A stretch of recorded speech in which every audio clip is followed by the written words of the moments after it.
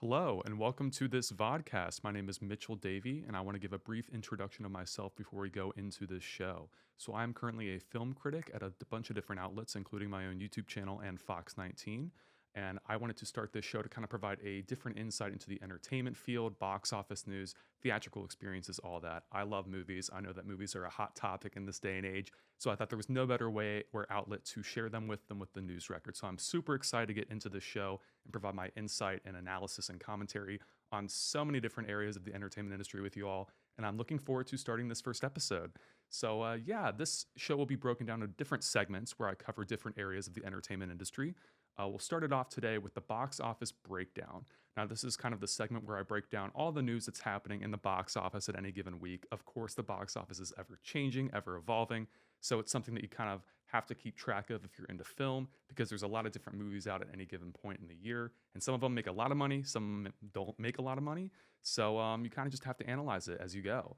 But with this week, the Minecraft movie stays in the number one spot with $78 million this past weekend domestic. That brings the total gross of the film to $283 million domestic for the film and $557 million worldwide, which is an astounding number, especially because initial estimations were kind of low for the film. Many didn't really think it was going to pan out to be a very big hit, but it's proven them wrong nonetheless. Many are wondering if the film will ultimately make $1 billion. That remains to be seen, as Easter weekend is definitely going to bring in more crowds, and Beyond might provide the boost it needs to soar over this goal.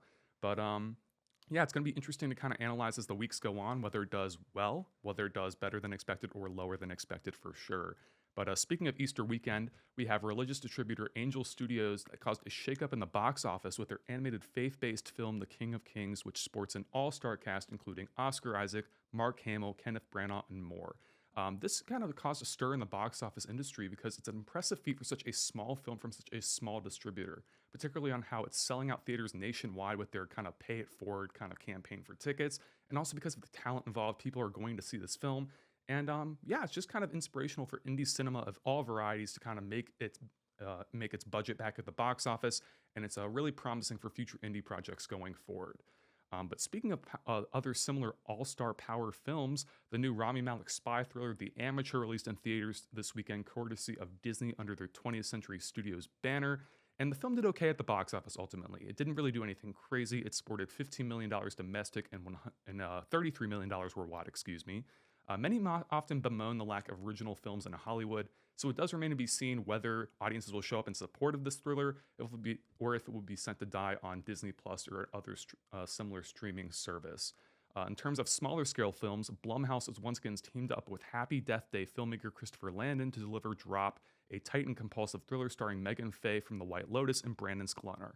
Grossing $10 million worldwide against a $11 million budget and boasting positive critic and audience scores, it begs the question of whether the smaller budget horror thrillers that Blumhouse is putting out lately are the future of their success, because Drop is an incredibly paced thriller for its budget. It does a lot of interesting things with its runtime, and it's just such a fun film. So I think audiences are truly going to love it because the audience scores are really high for this one. And with horror, it's kind of a hit or miss whether audiences will kind of like it or not like it. So the fact that it's doing as well as it is kind of a future indicator down the line that it might be the success of Blumhouse going forward. In other similar news, Warfare was released by A24, which is their new film covering the Iraqi war through the eyes of a veteran who served in it. It raised $8 million domestic against a $20 million budget.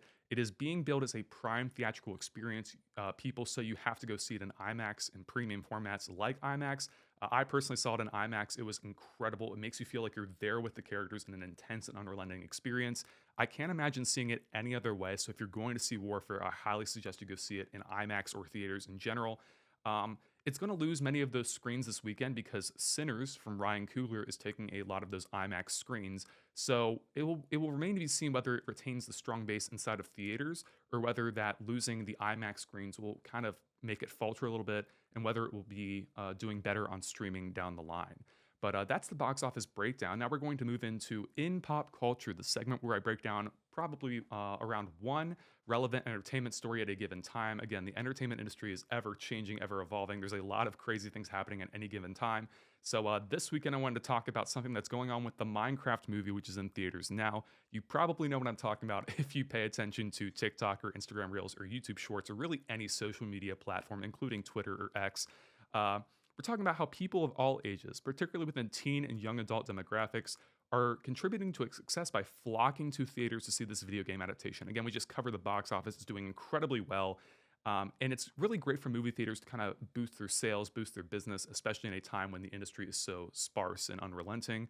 But this does come at a price. If you paid attention to TikTok trends recently, and particularly viral ones, you will probably know that there is a scene in the movie where Jack Black exclaims "chicken jockey," and that has paved the way for videos that can only be described as pure and unrelenting chaos. People are recording the scream, which in and of itself is a crime, although most people don't know that. And then after Jack Black, Steve says the line in the film, the theater erupts as if they've just seen a life-changing piece of cinema history. And when I say erupt, I do mean literally erupt. Some of the videos I just saw, people were doing everything from throwing popcorn, which might seem tame, to shooting fireworks off in theaters, to even bringing live chickens into the theater and letting them like fly around during that scene. It is incredibly intense and unrelenting and crazy. And I didn't even expect a movie like Minecraft to bring out these reactions from audiences, but it's kind of funny, kind of not funny. I can see both kind of sides. And it's kind of paved the way for people to kind of debate the arguments on merits and ethics of theater etiquette, movie theater etiquette, how you're supposed to behave in a movie theater, whether you're supposed to kind of just sit there in silence or whether you're supposed to have fun with it. Personally, I get it. It's something really special when a film is in theaters and you're able to have fun with it, particularly when it's like silly like Minecraft and audiences are really getting into it. But there's a line between being interactive and being disruptive.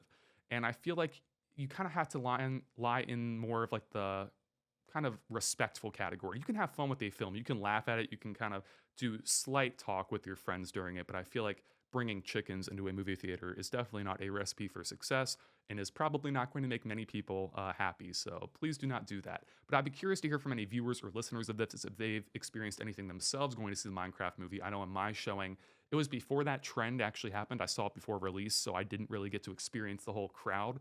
But then seeing the videos come out on Thursday and Friday really kind of made it sink in for me. I'm like, oh, wow, this is a thing.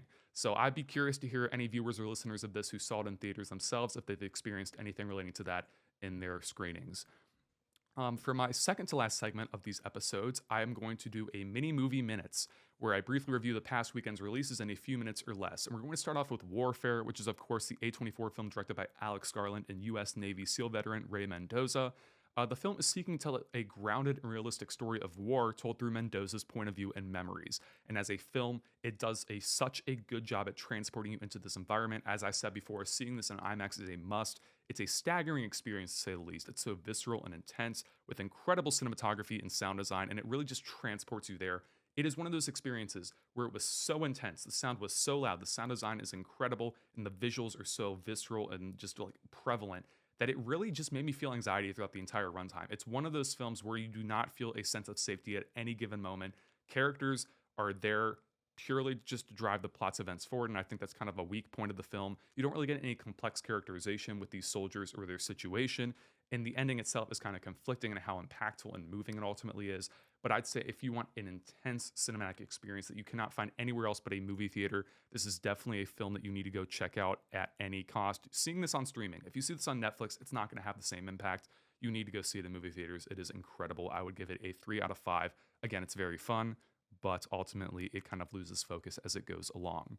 We're going to review Drop next, which is, of course, the aforementioned Blumhouse movie, directed by Christopher Landon, who I'm a big fan of. I liked Happy Death Day, the films, and Freaky, starring Vince Vaughn.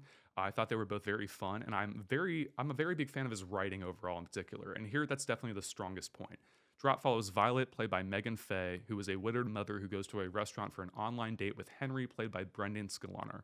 During the date, she receives airdrops threatening her son and sister's lives and must work to find out who inside of the restaurant is sending her these threats before time runs out. This is a tense and unrelenting film. If you've guessed that by the plot summary, you'll probably know that.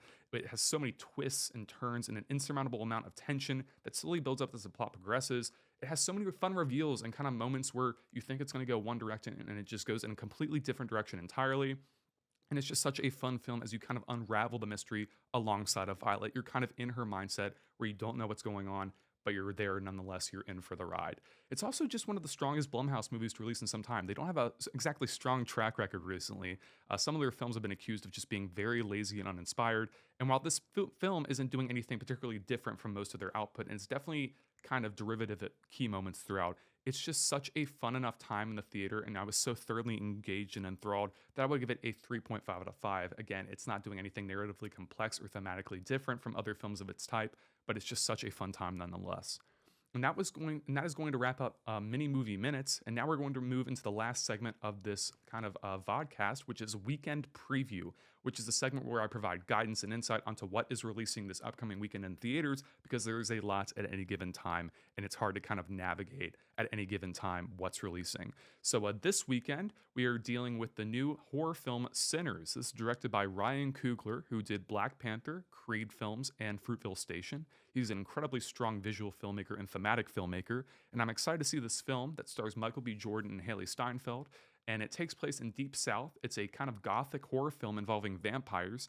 And the interesting thing about this film is that it is one of the films that is shot on IMAX 70mm film. If you don't know what that format is, it is a full 1:43 aspect ratio used kind of more famously by Christopher Nolan. If you saw Oppenheimer, if you saw Interstellar, if you saw Dunkirk, usually the special thing about those is they are shot on actual IMAX film stock, which means the picture is massive at certain venues. And Ryan Coogler actually kind of took that technology and did it here. So if you are nearby one of the 10 locations worldwide that is playing the film in IMAX 70mm, I think the closest to Cincinnati is Indianapolis at the Indiana State Museum, which I am planning to go up there and watch it in that format. And I'm so excited because anytime a film in IMAX 70mm comes around, I am there 100%. But yeah, it's a gothic horror film, and I'm super excited to see what Coogler and Jordan do with the material. Um, we also have Sneaks, which is a new animated film about talking shoes. I think it comes from England. Not much is known about this. It hasn't been very advertised. I don't think it's going to make a lot of money, but that'll be another box office breakdown for another episode. And hopefully it makes money, but there's no guarantee.